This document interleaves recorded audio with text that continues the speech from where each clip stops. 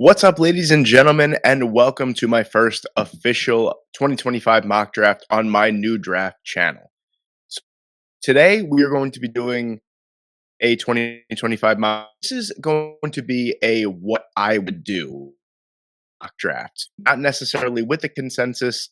I'll just let you guys know now that there are going to be a lot of players that we're going to miss out on the first round that probably are going to be first round talents. But then again, it is my opinion, and I wanted to give you guys this mock draft first and foremost because this is probably the least exciting one out of the few that I'm going to be releasing over the next couple weeks before the 2025 NFL draft. There are also going to be no trades in this one. So without further delay, let's get into it. I would love if you guys could subscribe to my brand new channel. If you guys remember who I am previously, I was the mock draft guy. That channel was converted to a Jets only content channel, and then I missed doing draft content, so I decided to make a draft channel yet again. So if you are new to the channel, please subscribe, please like, and you will not be disappointed. So without further delay, let's get into it. We are going to the Tennessee Titans, and this doesn't need any explanation whatsoever. It's number one overall. Will Levis is terrible. We're going to take Cam Ward here. I mean, there's really no explanation needed past that, to be quite honest with you. Cam Ward, I think, in previous drafts would still be high up there as one of the top quarterback options in the entire class. I think he's awesome. I think that he's an instant game changer and a way better option than Will Levis. Number two overall, you have the Cleveland Browns here. Now, there's really only two options, to be honest with you. I think it's either going to be Abdul Carter or it's going to be Travis Hunter. Me, I am a trenches guy. I think Travis Hunter is a unicorn and is one of the craziest players we've ever seen in college football history. I think that he's going to be more of one in the NFL, meaning he's either going to be more of a corner or more of a wide receiver. We're not going to see him play 100 plus snaps every single game. That's just not going to happen. I think Abdul Carter is an absolute game changer. I think personally he's the best player in the entire draft class. And I think forming a ridiculous pass rush duo of Myles Garrett and Abdul Carter is too good for me to pass up, honestly. I'm going to do that. That is devastating, especially playing in a division with the Pittsburgh Steelers, with the Cincinnati Bengals, with the Baltimore Ravens. Having a deadly pass rushing duo like that would also free up Myles Garrett for more pass rushing snaps as well. So Abdul Carter is going to be my pick at number two. And then number three is pretty self explanatory as well. I will say I don't think signing Jameis Winston and Russell Wilson means that the Giants are firmly out of drafting a quarterback, but I don't think they're drafting a quarterback at number three. You go after one of the best players that we've ever seen in college football, and that's going to be Travis Hunter. The guy just instantly, in my opinion, with Jameis Winston or Russell Wilson at the helm, I think Travis Hunter honestly makes this team a fringe playoff team. I know that might sound crazy, but the Giants aren't really that far off from being relative contenders in the NFC. It is the weaker conference out of the two. And I think with the moves that they've made this offseason and adding Travis Hunter and with a strong draft throughout the rest of the draft, I think they have a very, very formidable roster. So Travis Hunter is going to be the pick at number three here. A lot of options for the Patriots here at number four. I'm going to go with solidifying the offensive line. Drake May has proven that he is your franchise signal caller for the foreseeable future. The kid is awesome. I personally think that if he played the entire season, he would have been the number two quarterback behind Jaden Daniels. I think he was, with what he was working with, I think he played very, very well. Now you need to solidify that horrendous offensive line. It is probably the worst offensive line in football.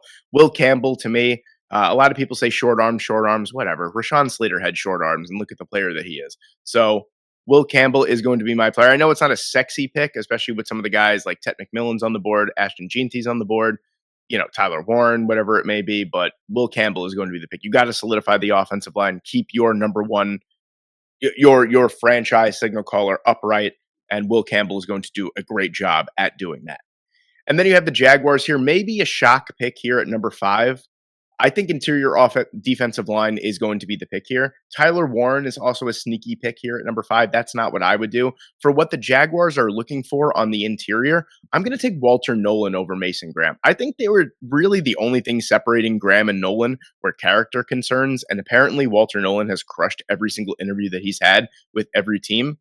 And if there's no character concerns, I think an ascending player like Walter Nolan, who hasn't even touched his potential yet or hasn't reached his ceiling yet, I think he could easily be the best defensive tackle in this class.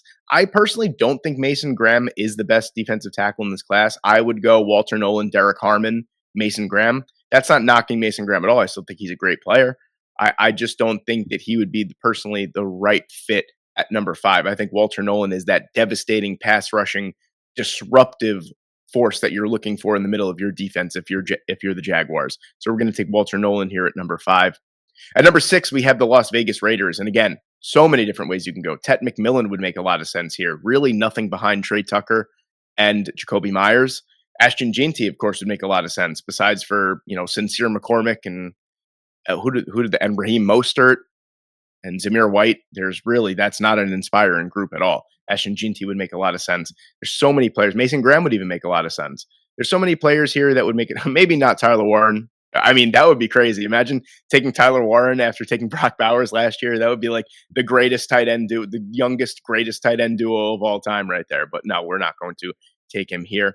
We're going to take Jahdae Barron. Now, for me, Jahdae Barron and Will Johnson are very, very close for cornerback 1. I mean, minus Travis Hunter. You don't really know where he's going to play firmly, but minus Travis Hunter, I think Jahdae Barron and Will Johnson are very, very close for cornerback 1. What separates Barron for me is that explosive athleticism and that ability to play everywhere on the defense. They lost Nate Hobbs through free agency. They cut Jack Jones. They're going to be looking to upgrade the secondary. Now, this pick could very well be Will Johnson, and that would be absolutely fine. A boundary corner is needed.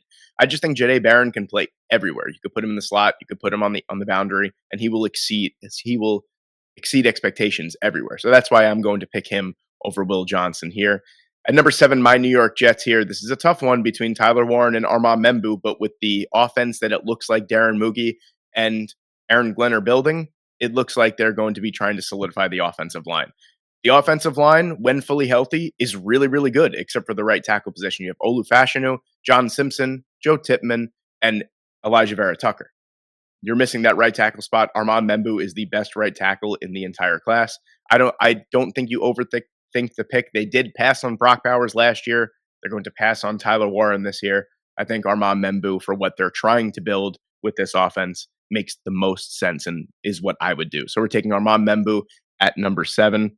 At number 8 here, again, maybe a little bit of a shock here, but I think Ted McMillan would make a ton of sense here, for sure. What I would do is solidify this pass rush, because after trading Brian Burns, this pass rush has been not great.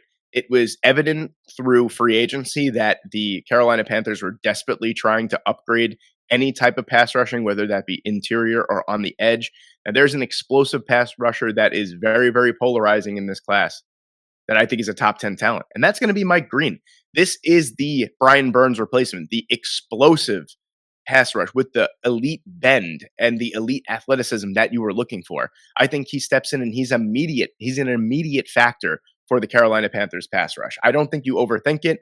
I think despite being from a small school, a small conference, I think Mike Green's talent obviously shows through. 15 and a half sacks last year. He was dominant. He's electric off the edge. This is going to be the pick for me at number 8. At number 9, a lot of different ways that you can go here with the Derek Carr news. You think Shedeur Sanders. I don't think Kellen Moore is going to tie himself to Shedeur Sanders. I think that you wait, you build up this roster for a quarterback in 2026 or through free agency or through the draft. I'm going to take Tet McMillan here. I know that they signed Brandon Cooks and Rashid Shaheed is coming back healthy. Chris Olave is certainly a question mark after 4 concussions in 2 years. What can you say about that? That's really, really tough to come back from. I think Tet McMillan makes a lot of sense because what's very common with Chris Olave, Rashid Shaheed, and Brandon Cooks, those guys are not big. They are the speedier, more in the middle of the field variety wide receivers. Tet McMillan gives you tremendous size on the outside, contested catch winning ability on the outside, something that this offense does not have for any quarterback that's under center. So we're going to take Tet McMillan here at number 9. Then we move on to number 10. This is pretty simple. If Ashton Jeanty's on the board, Ben Johnson knows the value of a ridiculous running attack. They've been building the offensive lineup fantastically so far this offseason. I think that solidifying it with a game-changing, dynamic, generational running back would make a ton of sense. So we're going to take Ashton Jeanty at number 10. And at number 11, a lot of different ways the San Francisco 49ers can go here. Mason Graham, Will Johnson. You can go with the offensive line. There's a lot of different ways that you can go here. But Mason Graham, to me, I feel like the San Francisco 49ers wouldn't expect him to fall to number 11. He is a dynamic talent in the middle of that defense that they are missing. I think you go and you get him. And he automatically, they want to add a pass rusher next to Nick Bosa, but right away adding the interior pass rush that Mason Graham can bring to me is very, very valuable. And it's twofold because he's a good run defender as well. So he's not one dimensional from the three tech position. A little bit undersized, came in at the combine at under 300 pounds. I don't really think that necessarily. I think he's a fantastic player overall. Add to the San Francisco front seven. Then you have the Dallas Cowboys here for 12. Again, saying this for a lot of different ways that you can go here. I think you must, with Omarion Hampton, Travion Henderson on the board here. I know it's really tempting. I think that's a little early for a couple of those guys here. I'm going to go to the wide receiver position. We took Tet McMillan. I think Matthew Golden makes a ton of sense here for the Dallas Cowboys. This is a perfect contradictory receiver, I feel like, to CeeDee Lamb, where CeeDee Lamb is fast. He's more of the possession guy in this offense. They don't have one of those wide receivers that could truly blow the top off and be a significant wide receiver on every down. Matthew Golden, to me, is one of, if not the most well-rounded wide receivers in this game. In this draft, excuse me, not this game. 5'11", 191 pounds, blazing speed. I think he could do a little bit of everything, and that really, really opens up the offense for not only CeeDee Lamb, but for every facet of the offense. So Matthew Golden is my pick here at number 12. At number 13, again, I feel like the Dolphins every single year are just a team that it's so tough for you to pick. But with Teron Armstead fully retiring, I think this is an offensive line pick. I don't think you overthink it. You got someone like Kelvin Banks on the board here, who could play left tackle, who could even slide in and play guard. If there is another tackle that they want to take later on in the draft, you just got to build this offensive line. There's a lot of different ways they can go. With the Tyreek Hill news, their secondary needs help. The defensive line needs help. This team is slowly becoming a disaster, the Miami Dolphins. But I think it starts with the trenches first and foremost. You have to build that offensive line. I don't know if they firmly believe in Patrick Paul as their future left tackle. And if they do, you slide Kelvin Banks in to play guard, because he is that versatile. So Banks, to me, you don't overthink it. It's a slam dunk pick. 2 back-to-back Longhorns. Again, this pick, the only 2 players that I would consider besides for Tyler Warren here at number 14 are Malachi Starks and Jihad Campbell. But Tyler Warren, you just keep building up this offense. You don't give up in Anthony Richardson just yet. You give him more weapons to throw to. You try and buy into that investment that you made in Anthony Richardson.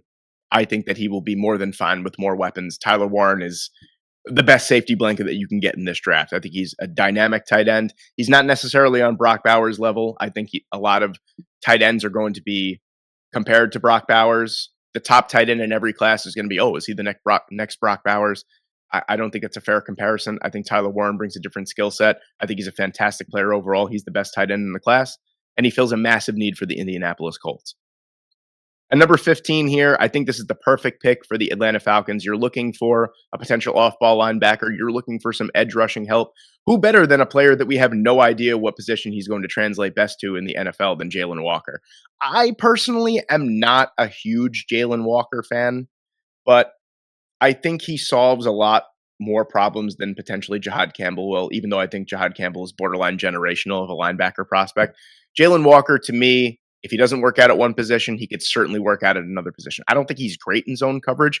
I think he's rather electric as a pass rusher, more one move faceted than most pass rushers, and a little bit smaller of a frame. But he can get to the quarterback. There's no denying that. And I think that with Raheem Morris and with good defensive coaches helping him out, I think that he's going to be able to maximize his abilities. So Jalen Walker is my pick at number 15. Number 16 for the Arizona Cardinals. Gray Zabel would make a lot of sense here, but I think I'm going to upgrade that defensive line yet again. They tried last year. It hasn't worked out so far. I did mention Derek Harmon before. I'm going to mention him again. I think that he is the complete defensive tackle in this class. I think Walter Nolan is the best pass rushing defensive tackle. I think you get a little bit of both with Mason Graham as a good run defender and a good pass rusher. I think Derek Harmon is elite at both. I think he's a fantastic player, great athlete as well, and he's going to sincerely upgrade that Arizona Cardinals defensive line. So we're going to take Derek Harmon here at number 16. At 17, if Will Johnson's still on the board, I know that Cincinnati needs to upgrade their pass rush. I think they could easily upgrade in round 2. I don't want to see any offensive upgrades from the Cincinnati Bengals. The offense was not the problem last year. Maybe you could use, another offensive lineman later on in the class, but this needs to be dedicated to firmly building up the defense. They were the 33rd ranked defense last year. They were pitiful. So I think Will Johnson, if he's here at 17, just makes so much sense here. Opposite Cam Taylor-Britt, who honestly wasn't really that great last year.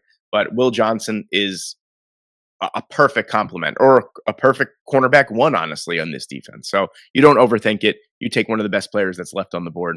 At number 18, I mentioned Gray Zabel before. That's the pick that I'm going to make here. He is listed as a tackle. I think his future in the NFL is on the interior of the offensive line, and really, really bad interior offensive line for the Seattle Seahawks. He could play center. He could play either guard position. I know that there's a question. Charles Cross is good. Abraham Lucas is always a question mark because of his injury history. If that's the case, Gray Zabel can play tackle too. He could legitimately play all 5 offensive line positions. You invested a lot of money in Sam Darnold. You have 2 good young running backs behind you. They signed Cooper Kupp. They're believing in this offense. They're investing in this offense. I think you go out and you get someone like Gray Zabel. So we're going to take Zabel here at number 18. At 19, probably one of the most picked picks in any mock draft. It's going to be Jihad Campbell to Tampa Bay. This just makes too much sense. Like I said before, I think he's borderline generational. I think he brings just everything that you're looking for in a new aged linebacker with old school mentality too. He could thump you. He's a great pass coverage linebacker as well. He could rush the passer. He's just so good in every level of the game. He is so good. Jihad Campbell would be the perfect Levante David heir when Levante David, when he's like 45 years old and stops playing elite ball when he eventually retires. At number 20, I'm going to go with a little bit of a surprise pick here. I think the only thing that separates TreVeyon Henderson and Omarion Hampton for me is going to be the pass protection. I think TreVeyon Henderson's really, really good at pass protection. I think that he's probably, out of all the top running backs, probably the best. That could be up for discussion, but I think he's great in pass protection. And that's something that you do lose with losing Javonte Williams. Javonte Williams wasn't the greatest overall running back, but you do lose good pass protection in that. And I think TreVeyon Henderson can do a little bit of everything for this offense.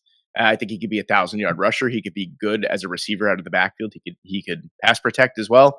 And I think that's what I hold just a little bit higher than Omarion Hampton. So I'm going to take TreVeyon Henderson at 20.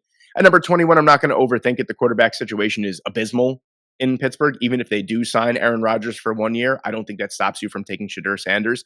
Do I think Shedeur Sanders is a top 5 talent in the class? No.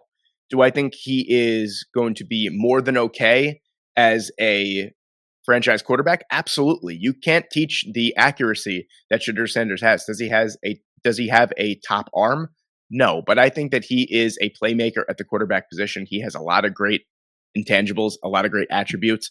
And I think that someone like Mike Tomlin's going to take him under his wing. I think that the perfect NFL head coach for Shedeur Sanders is Mike Tomlin. I think it's a match made in heaven, and I'm going to take him here at number 21. At number 22, I'm not going to overthink this one either. A lot of great players on the board. Kenneth Grant would make a lot of sense here for the Chargers as well, but they desperately need a pass catcher at the tight end position. I know they did sign Tyler Conklin, but that's not going to stop me from taking Colston Loveland here. They did lose Stone Smart as well, which was a young tight end for them that was emerging at the end of last year. They did lose him in free agency to the Jets. They essentially just swapped tight ends with the Jets, Tyler Conklin for Stone Smart. But Colston Loveland's going to be my pick here. Just if Tyler Warren wasn't in this class, he'd be far and away the best tight end. Just knows how to find the soft spot in zone coverage as well. So dynamic up the seam. He's a great athlete. I think this is a perfect fit for Justin Herbert. At number 23, it's really difficult to decide which way to go for the Green Bay Packers. Do I want to go with a corner? Do I want to go with a wide receiver? Luther Burden is on the board. Emeka Ibuka is on the board as well. Do I want to go with an edge? Not really. I feel like they're okay, especially with having Lucas Van Ness as your rotational edge rusher. They have Kingsley Enagbare as well.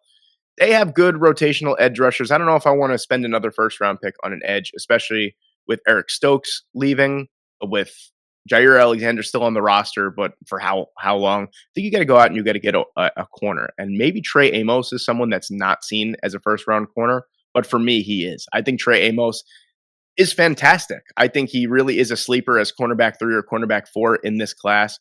Just physically imposing, 5'11", 200 pounds, good in man coverage, good in zone. He has great ball skills as well. I think this is a really good corner for what Green Bay is looking for here. And, if Jair Alexander works it out and he stays in Green Bay, then you have a perfect cornerback 2 for Jair Alexander and Trey Amos. At number 24, I'm going to go with a athletic freak on the back end of the defense. I mean, the Minnesota Vikings did a phenomenal job of upgrading their entire roster this past season. There isn't a team that I really think won in free agency quite like the Minnesota Vikings did, especially on their defensive line. With Harrison Smith, every year I feel like we talk about a replacement for Harrison Smith, and he just continues to play great ball. You know, every single year. Josh Metellus is good, but I think you do need to add a third safety in there to be the heir apparent for Harrison Smith, who is a Hall of Fame player, by the way, and I will argue that to the death. I think Nick Emanwari is the pick here. I know Malachi Starks is still on the board, but Emanwari is just, whereas Malachi Starks is maybe more technically gifted from a coverage standpoint, Emanwari, you just can't teach athleticism. And with Brian Flores as your defensive coordinator, giving him a player like Nick Emanwari that you could just mold into whatever you want him to be, I think is too good to pass up. So I'm going to give Brian Flores an athletic freak on the back end of his secondary in Nick Emanwari. At 5 here, I am with, again, maybe a little of a shock pick here, Donovan Jackson. Oh, Connor Lee Jr., Josh Simmons. I think Donovan Jackson, first off, when he didn't have any tackle experience, slid in for Josh Simmons when he got hurt, played phenomenal ball throughout the stretch for the Ohio State Buckeyes. Also someone that has experience at left guard, at right guard. This offensive line is probably the second worst unit in football besides for the Patriots. You could argue they're even worse. And I think instead of adding someone that could just play tackle, why not add someone that has proven that he is extremely clean from the tackle position, but also has an incredible amount of experience from the guard position as well. Someone you could slide all over your offensive line. I am a big believer in offensive line versatility, especially when you don't have a good offensive line. You just pick players and you worry about where they fit later because of how versatile they are. And that's Donovan Jackson to me. It might not be a popular pick, but I really don't care. This is what I would do. This is my what I would do draft. At number 26 here, I'm going with a secondary upgrade. I'm going to take Benjamin Morrison here. I think Benjamin Morrison is a player a lot of people forget about. The back end of the secondary for the Rams is not good. You could argue a right tackle would make a lot of sense here too, with Rob Havenstein being, I think, a free agent after this year and relatively just not that great overall. But Benjamin Morrison, a physical corner that it just fits in every single defensive scheme. If he didn't have that hip injury, I really think that he'd be considered a consensus top 15 pick. I think getting him at 26 is a steal for an LA Rams team that really doesn't have that many holes on their entire roster. I think getting someone like Benjamin Morrison would be just an absolute win here at number 26, and he immediately steps in as your CB1 or CB2. At number 27, you have the Ravens, who are a very tough team to pick for here. But Malachi Starks looks like a Raven, plays like a Raven, acts like a Raven. He's the best player on the big board right now. I think the Baltimore Ravens are in a position where really every position is kind of good for the most part. Like, it's not every position is great, but they're kind of good. I think you're in a position where you can take the best player that's on the board. And I think that's exactly what happens here with Malachi Starks. I think that he is a phenomenal player. He conforms to what the Baltimore Ravens are looking for. And imagine having Malachi Starks and Kyle Hamilton in the back of your secondary. I mean, that's exceptional. He could play in the nickel as well if you need him to. He could play all over. He took some snaps at Georgia on the boundary as well. He's someone that could just play anywhere for you. He's extremely versatile, and I think that's really valuable for this Baltimore Ravens team. At number 28, edge is what everyone says about the Detroit Lions, but we know that Dan Campbell and Brad Holmes are very, very sold on the fact that your offensive line being a bruising, physical, monstrous unit is king in the NFL, really. And I think the guard position with Graham Glasnow and Christian Mahogany is a little weak at this point. I think Frank Ragnow also getting up there in age, and Taylor Decker getting up there in age, and could be cut next year and save $12 million. Don't think that they will do that, but it's certainly out there for discussion. I think offensive line is a big need for them right here, something that we haven't had to worry about in a while. And I like Tyler Booker here a lot. I think that he could slide in either guard position. What you see is what you get from Tyler Booker. He's not an athletically gifted guard. He's a nasty, mauling guard, though, that once he latches onto you, you're not going to be able to get away from him. He is as clean, really, as any prospect in this class. I think that he's one of those can't miss guys that you're going to plug him into your offensive line, and over the next 10 years, he's going to make like 4 or 5 Pro Bowls. I think he's that good. And I think that he makes a lot of sense for the Detroit Lions here at number 28. At number 29, Omarion Hampton is a pick that's been very popular lately. And I think if he's on the board, Austin Eckler is not it anymore. Brian Robinson is very one phase for this offense. He doesn't really receive well out of the backfield, and he's really not that great of a runner either. I think Omarion Hampton gives this offense a ton of juice right away and makes it one of the top 5 scariest offensive units in the league. I'm not overthinking it. We're taking Omarion Hampton at number 29. At number 30, Kenneth Grant has gone this far, and that's as far as he's going to go. The interior of the defensive line could use an upgrade for the Buffalo Bills. So could edge, but I think with Kenneth Grant being here, pairing Kenneth Grant and Ed Oliver next to each other is a really, really fun prospect. And I think that would make a ton of sense for the Buffalo Bills here, who do have defensive needs all over the place, but with a potential top 15 talent, Kenneth Grant being here at 30, I don't think you overthink it. You take Kenneth Grant. At number 31, I don't care that they signed Jalen Moore to a 2-year, $20 million deal. I don't care. You need a left tackle of the future. And it's tough between Josh Simmons and Josh Conerly for me. But I am going to take Josh Simmons here. I think that if he stayed healthy all year, he would have been the consensus number 1 tackle overall. And getting him here at number 31 in a desperate position of need is fantastic. So we're going to take Josh Simmons at number 31. And then rounding off our mock draft here at number 32, I'm going to go with Shamar Stewart here. I just think he just really embodies what the Philadelphia Eagles are looking for in one of those edge rushers. Brandon Graham did retire, and I think this is almost a like-for-like replacement for him. Maybe just with supremely more athletic player, but Shamar Stewart, sack-wise, didn't show up in the box score. Pressure-wise, he was phenomenal.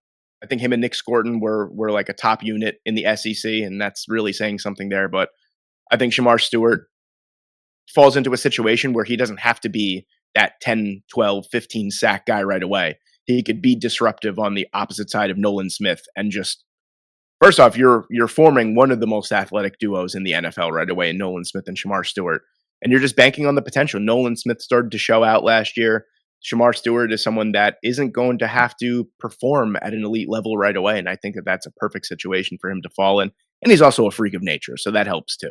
And there you have it, ladies and gentlemen. There is my what I would do first round mock for the 2025 NFL Draft. Let me know what you guys think in the comment section below. Please subscribe and please like the video. Thank you guys so much for watching today. I hope you enjoyed, and I hope I see you in the next one.